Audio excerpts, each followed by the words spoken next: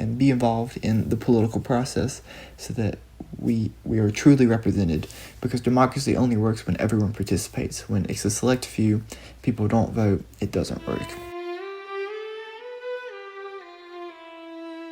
Hello everyone, today we have a bit of a special episode. Instead of the regular book review or interview, I'll be talking a little bit about the opportunity I had to volunteer in the June 17th primary here in Carroll County, Virginia. Now, for people outside of Carroll County, they would know this primary as a statewide Democratic primary, and it was that. But for select districts in Carroll County, namely the Laurel Fork District, there was also a Republican primary for the Board of Supervisors between Jody Early and David Riggin. And I actually had the opportunity to volunteer to work the election in that district on Election Day. And I'll talk a little bit about that later and kind of the logistics of dual party primaries.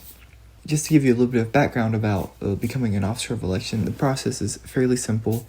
I've always wanted to become an officer of election, help out with the polls. I wasn't able to last November because I had school during the general election. We had a virtual day, but obviously in June we don't have school, and I've graduated, so I figured now was a good time to volunteer and help my community before I left for college. So I got in contact with Stacey Revis, who is, I believe, the director of the elections and for the county and general registrar. I'm not sure of her exact title, but I know she's in charge and she does a really great job. And she quickly got back to me, gave me the paperwork. I went and I swore in with her and turned in my paperwork. And from there, a couple weeks later, I got some information in the mail regarding a training that I would have to attend and some information on the actual election day. So from there, I didn't really hear much until the day of the training. I went, it was around 2.5 hours, started at 6, ended at around 8 or 8:30. And during the training, her assistant director, Martha, as well as the board, the electoral board, they gave us a brief rundown on how the day would work, on how the machines work, the different processes that we'd have to follow, and just training us to be official officers of election and to do everything up to standard. That was a really good opportunity. I met my chief, I met my assistant chief, I met other people that I would be working with on the day of the election, so it was a lot of fun. Just to give you a little bit of background, I am a resident of the Gladesburg precinct, but I was assigned to the Hillsville B precinct on the day of the election. So that meant since I would be in a different precinct than my voting precinct on the day of the election, I would have to go and early vote, which I did.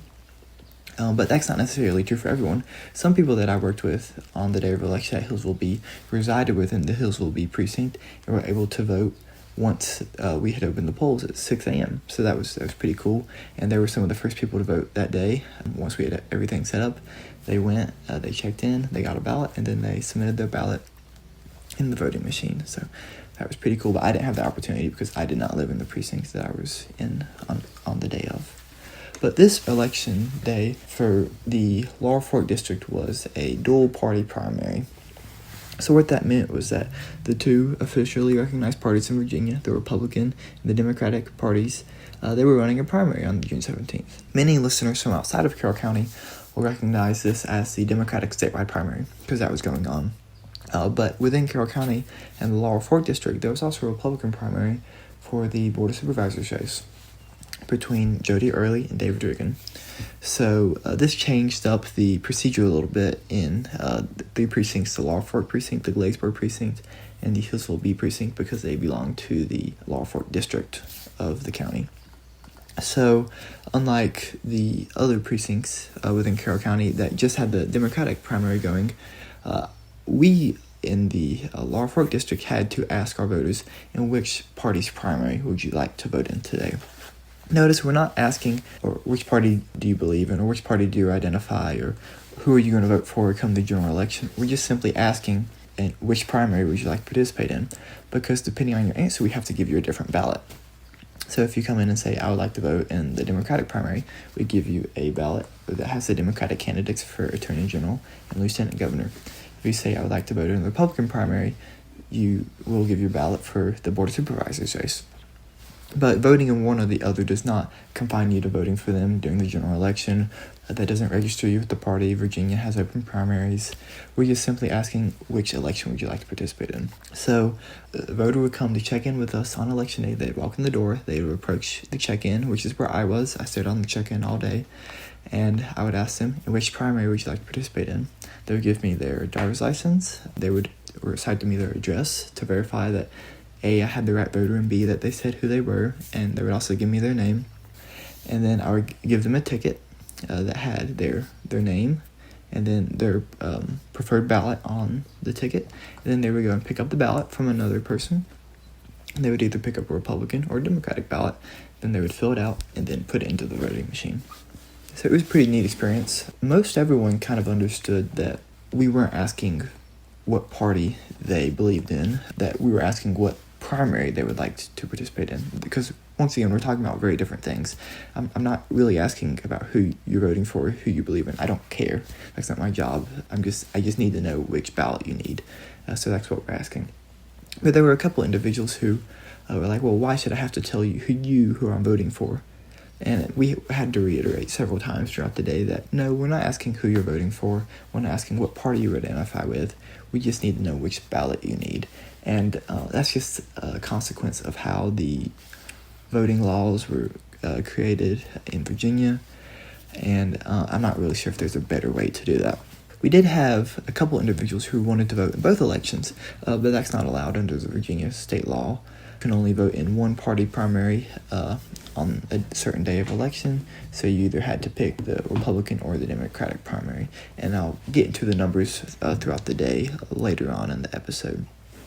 But that law doesn't really make a whole lot of sense to me in this situation. In other elections, for like a presidential primary, I would understand, but for this particular election, we had 3 completely separate races going on. 2 statewide in the Democratic primary, Attorney General and Lieutenant Governor, and then 1 local for the Republican. Obviously, they have nothing to do with each other. It would make sense that you would be able to vote in both, but because they're in different parties, you can't.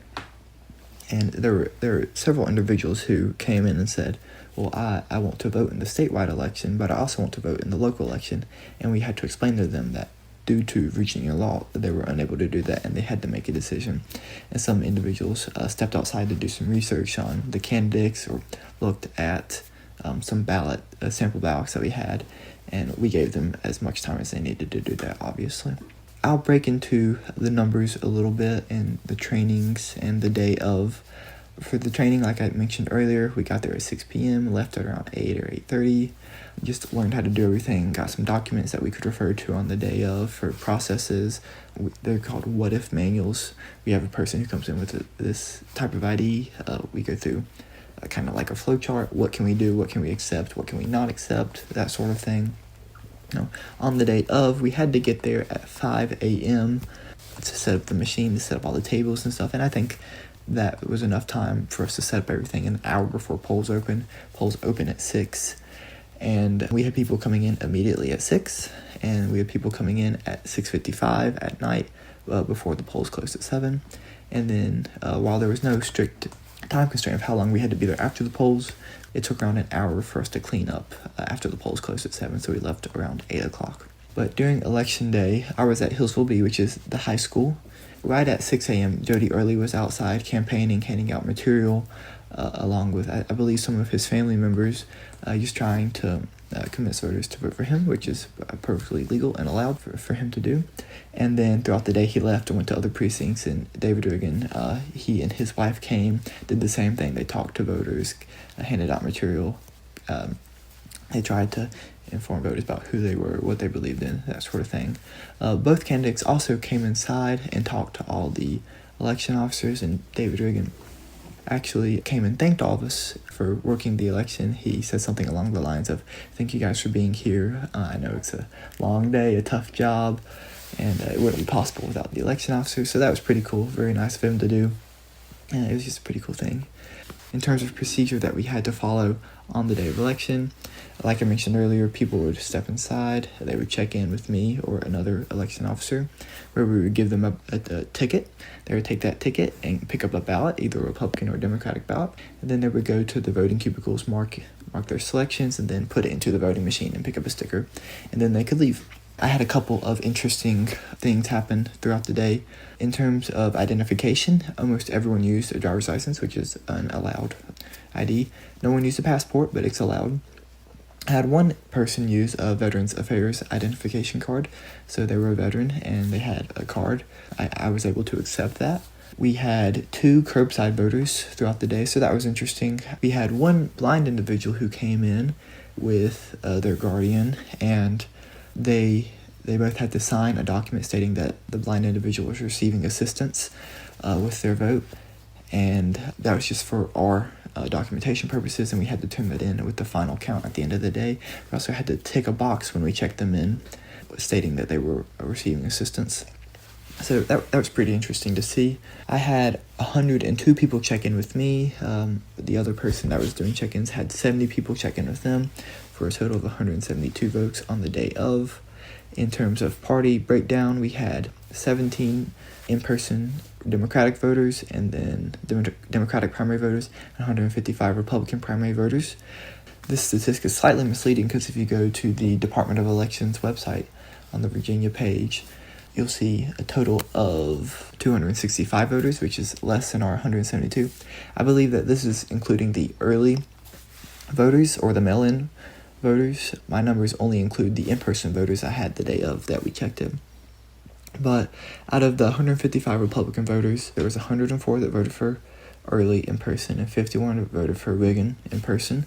And those numbers changed a little bit when the in-person ballots and mail-in ballots came in. But the ratio ultimately stayed around the same, around 40-60 split. So respectable performance by both. We also had to put up signs, official signs, stating that this was a election site. So we had the laws and regulations about what's allowed within premises, what's not. We put up sample ballots so that people could see before they made their decisions.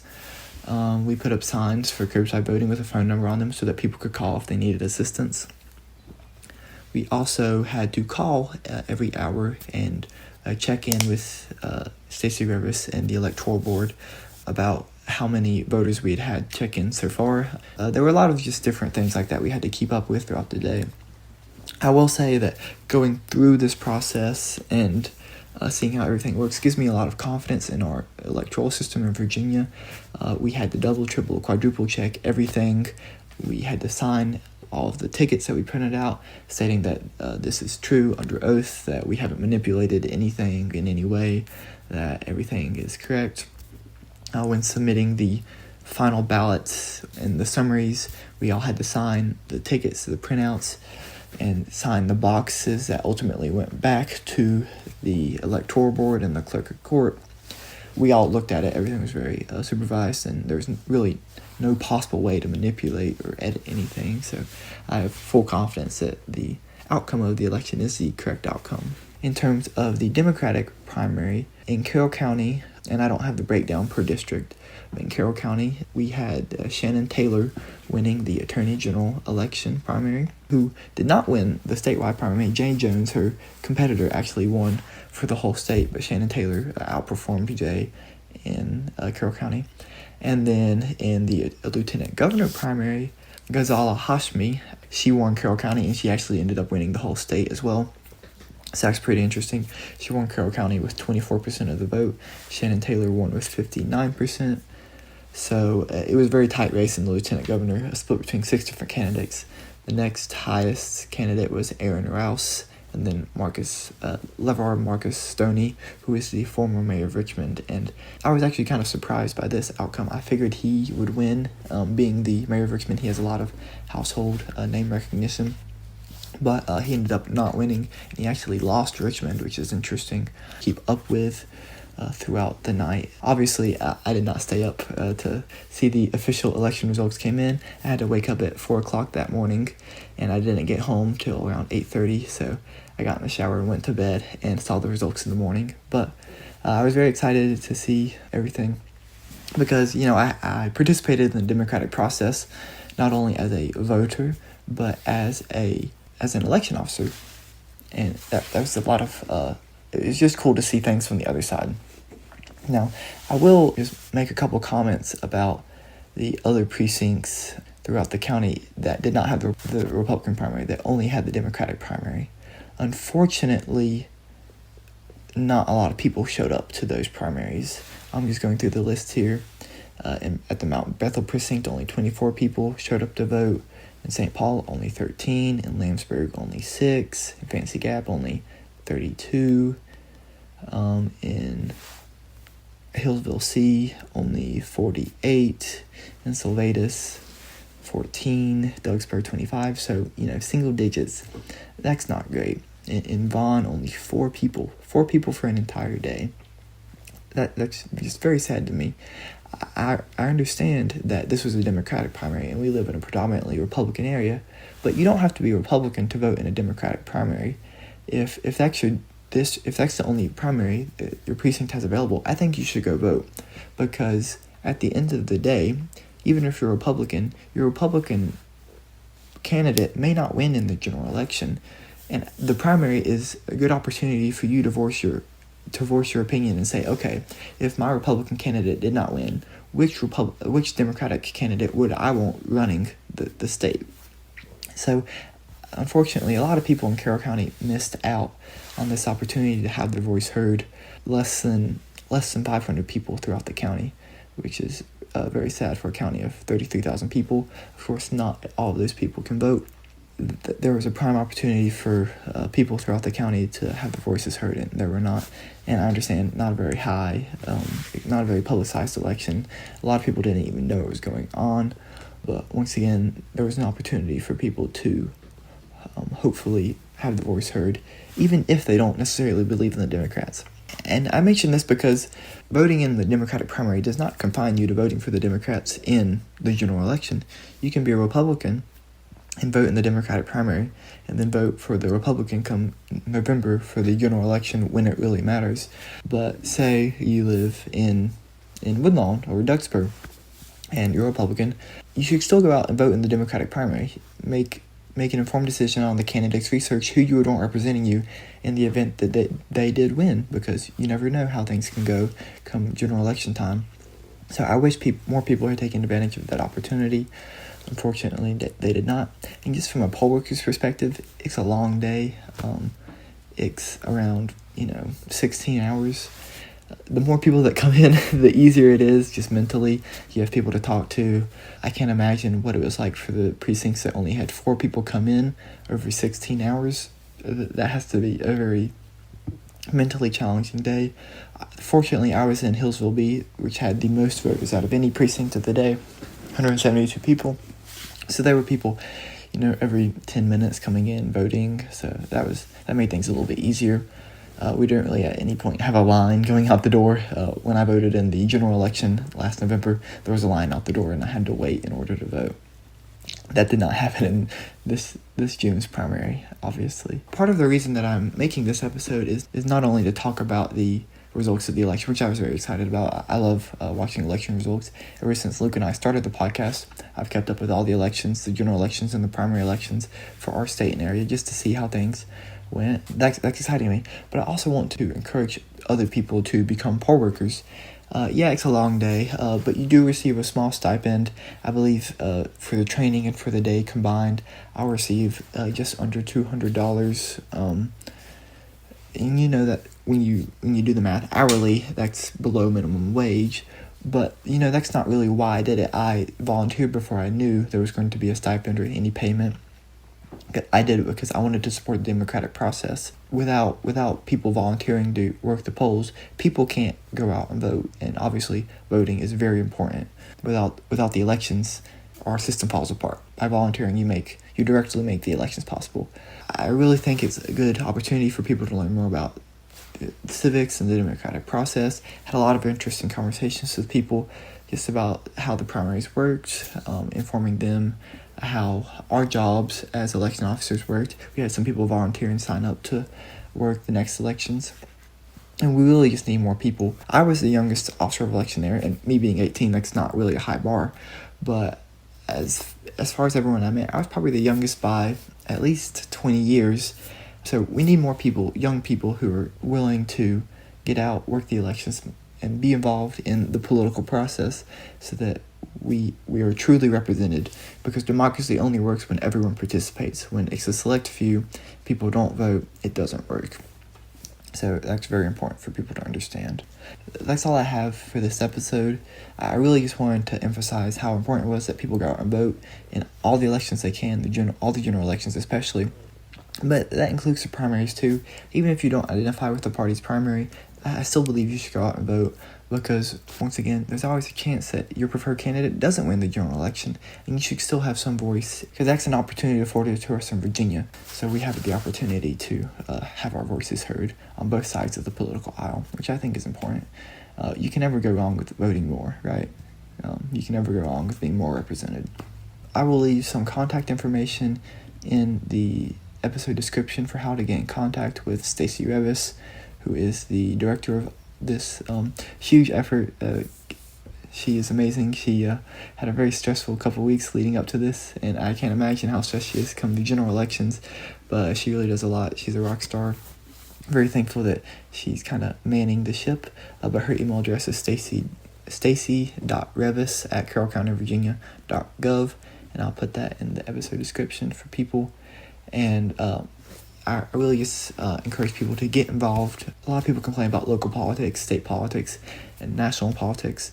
In my opinion, if you don't vote, you can't really complain. This is a prime opportunity for you to be involved in the democratic process.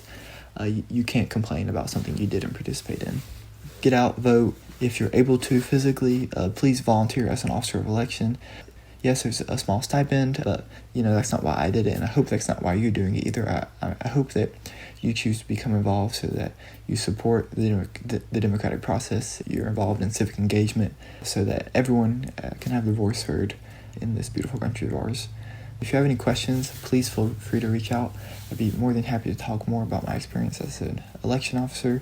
I really enjoyed it. I met a lot of interesting people, and if I was staying in the state of Virginia, I would definitely help in the November election, but unfortunately I'll be in Massachusetts, so maybe I'll get involved up there. But yeah, thanks for listening, everyone, and stay tuned for the next episode in 2 weeks.